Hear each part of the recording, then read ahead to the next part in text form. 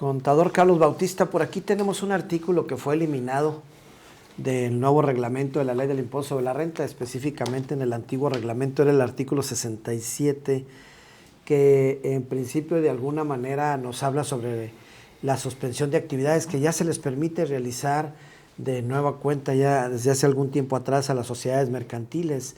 No sé si nos quisieses comentar algo al respecto de ese artículo que desapareció en el nuevo reglamento. Claro, este artículo, bueno, la derogación de este artículo es muy importante, porque anteriormente, recordemos que las personas morales podían establecer una suspensión de actividades sin límite de tiempo. Realmente podían establecer el tiempo que uno quisiera. En tiempos de atrás. En tiempos de atrás, Sí. antes de la reforma ahorita para 2014. El artículo 67 establecía que la deducción de inversiones que se tuviera al momento de presentar la suspensión de actividades también se suspendía. Perfecto, no seguías depreciando. No seguías depreciando. Cuando reiniciamos actividades, independientemente del tiempo que pasó, ahí continuaba nuestra... Reiniciaba la depreciación.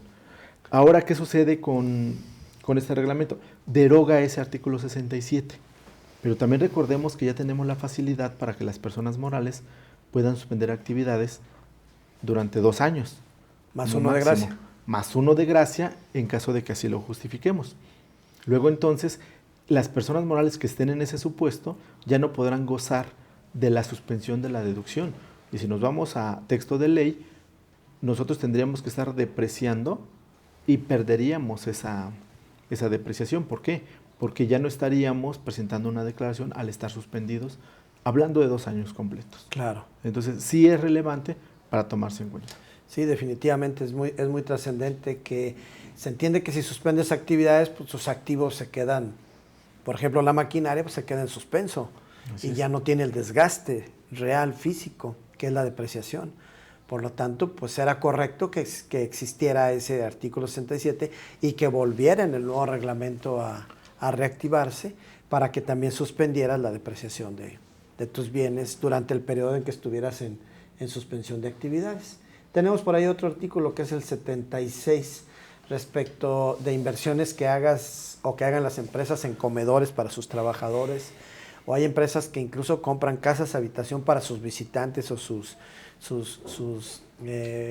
gerentes que pudiesen venir incluso del extranjero para hospedarlos en ese tipo de viviendas. Por ahí hay algunos requisitos. Coméntanos cómo está ahora el artículo al respecto. Recordemos que la parte de la inversión en casa habitación pues es muy visto por la autoridad, porque dice, esa casa habitación no la estás utilizando para los fines propios de la empresa, sino para otras cuestiones. Aunque hay algunos que sí, en efecto, las compran para eso, para evitar el hospedaje de todos los visitantes que tienen con frecuencia, ¿no? Aquí partimos del hecho de que es una empresa que tiene esas casas habitación para el fin específico y la actividad específica de su empresa. ¿Qué sucedía antes? De acuerdo al reglamento, al texto de este artículo, nos decía, tienes que solicitar, además de cumplir con otros requisitos, tienes que solicitar una autorización al SAT. Cuando el SAT te autorice, ya vas a poder hacer deducible esa inversión. Ahora, lo curioso de la redacción es que ya cambia el concepto de autorización por parte de la autoridad a presentarle un aviso. O sea, ahora con el simple hecho de que le presentas un aviso de que estás invirtiendo en una casa habitación que va a ser para los fines propios de la actividad, o que estás invirtiendo en un comedor para tus trabajadores, simplemente es presentar un aviso y ya no requieres de una autorización. Así es, solamente con un aviso que se tendría que estar presentando, más tardar al último día del ejercicio que se pretende hacer la deducción. Ahí hubieran incluido a las avionetas o a los aviones pequeños que muchos empresarios utilizan. Que sí necesitan, sobre todo los inmobiliarios que tienen necesidad de buscar reserva territorial o revisar desde el aire algunas construcciones que son muy grandes. Claro. Definitivamente ahí sí vemos que pues, la autoridad restringe mucho esa situación y que no con un simple aviso lo puedas ya empezar a aplicar la deducibilidad en el caso de los aviones, porque sí te requieren de mucha información para que puedas comprar un medio de transporte de esta índole como son los aviones y que los puedas simplemente deducir cuando no te dedicas al transporte aéreo. Pero como tú dices, puede haber un constructor que tiene obras en Mérida, que tiene obras en Tijuana, que tiene obras en Veracruz y que de alguna manera a lo mejor en un día va y visita dos o tres entidades en donde tiene sus obras y las supervisa. y el único medio de transporte para poderlo realizar pues es a través de esa índole. Pero bueno, son limitaciones. La autoridad piensa, y que muchas veces así sucede, pues que la avioneta o el pequeño jet o lo que tengas, pues lo vas a utilizar para otros fines, no tanto propios, o que en vacaciones tiras con tu familia a dar una vueltecita. Así es. Muy bien, Carlos. Por aquí teníamos otro artículo que estábamos comentando, pues ya prácticamente en el ámbito de los fideicomisos, respecto de las sociedades que reparten dividendos, pero que se encuentran dentro de un contrato de fideicomiso. No sé si nos quisieses platicar algo al respecto. Por supuesto. La figura del fideicomiso, con esta nueva reforma, en donde hay un 10% adicional de retención que la persona moral pagadora del dividendo tiene que retener. Así es. Aclara el reglamento que para efectos de fideicomisos, esa obligación se traslada al fiduciario, es decir, al banco donde tengan convenido ese fideicomiso. Entonces la persona moral ya no va a hacer la retención cuando se trate de fideicomiso. Perfecto. Lo va a hacer el banco al momento de enterarles lo que les corresponda de acuerdo al fideicomiso.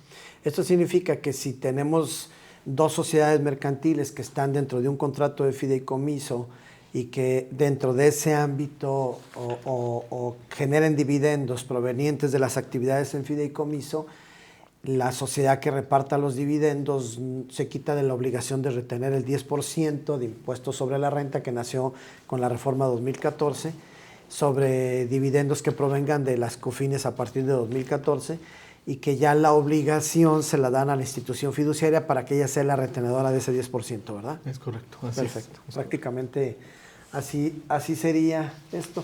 Nos pasaríamos un poquito, Carlos, si tú me lo permites, a platicar sobre el reglamento de la ley del impuesto sobre la renta, pero ya en el ámbito de las personas físicas. Okay. Y nos iríamos al artículo 142, que antes era el artículo 120, que es un artículo que en principio pues es trascendental el que la mayoría de las personas conozcan qué sucede cuando una pareja está casada por el régimen de sociedad conyugal y que derivado de ese régimen pues estén generando ingresos en los que los dos deban contribuir y deban de cumplir con sus obligaciones tributarias, y que en principio nos da una opción el artículo antes 120, ahora 142, de tributar. No sé si nos quieras platicar al respecto, cómo sientes que queda, si hay algún cambio. Parece ser que no existe el cambio, pero es una buena opción. No existe el cambio, solamente adecuan en función de la nueva tecnología que se utiliza, la actualización del cuestionario de actividad económica para efectos de dar de alta algún tipo de obligación. Se establece que en cónyuges o cuando se va a cumplir la obligación por un menor de edad, podrá realizarse cuando la persona física que va a cumplir con las obligaciones se dé de alta, ahí podrá señalarlo. Okay. O si ya está inscrito en el RFC y apenas va a iniciar con esta actividad, podrá actualizar su actividad económica dentro de la página de internet del SAT y ahí podrá aumentar esa obligación. Es lo que nos está estableciendo el artículo 142 ahora. Eso significa que en principio se puede elegir a uno de los cónyuges que sea el que más ingresos genere de los dos, o el padre que está con la patria potestad del hijo menor de edad, a que el padre declare todos los ingresos y acumule los ingresos del hijo también. Así es. O en el caso de sociedad conyugal, el cónyuge que más ingresos genere de los dos es el que va a declarar. Es el que va a declarar por cuenta de ambos. Así es. Pues no tienen obligación de estar cada uno presentando sus declaraciones. Solamente en casos muy específicos establecerán la obligatoriedad del reglamento de que cada quien cumpla con sus obligaciones. Incluso se les da la posibilidad de que ni siquiera tengan la necesidad de obtener su registro federal de contribuyentes, el cónyuge o la cónyuge que no va a tributar, o el hijo menor de edad que de alguna manera no va a tributar. Pues es una buena opción, sobre todo cuando pues hay menores de edad que por alguna consecuencia ya estén generando ingresos objeto de la ley, y que bueno, que el padre sea el que esté cumpliendo con con la obligación respectiva. Después tenemos la figura, Carlos, de lo que es en sí la copropiedad y la sociedad conyugal. En materia de la copropiedad y de la sociedad conyugal, lo voy a comentar muy rápido para ir a una breve pausa, Carlos, y continuamos con algunos otros tópicos en materia de personas físicas. Te encargaría lo de los viáticos, que sí tuvo por ahí una reforma, el artículo 152, sí. Y solamente en materia de copropiedad y de sociedad conyugal, pues lo que les podemos decir es que el propio artículo 145 continúa señalando que en materia de arrendamiento y en materia de enajenación de bienes, así como incluso en materia de adquisición de bienes o hasta de los demás ingresos, cada uno de los cónyuges o cada uno de los copropietarios, si no se optó por el antiguo artículo 120, deberán en proporción a su sociedad conyugal, a sus capitulaciones, o deberán en la proporción de la parte alícuota de la plena propiedad de la copropiedad, declarar sus ganancias, sus ingresos respectivos, hacer cada uno sus propios pagos provisionales y cada uno su propia declaración anual. Vamos a ir a una breve pausa, Carlos, y nos platica sobre los viáticos, cómo está el ámbito de los viáticos para los trabajadores que lo generan. Y ya continuamos con personas físicas. ¿Te parece, Carlos? Me parece muy bien. Perdón que te haya tomado la palabra un poquito por la rapidez, porque ya nos están pidiendo que vayamos a una breve pausa y en unos instantes regresamos con ustedes.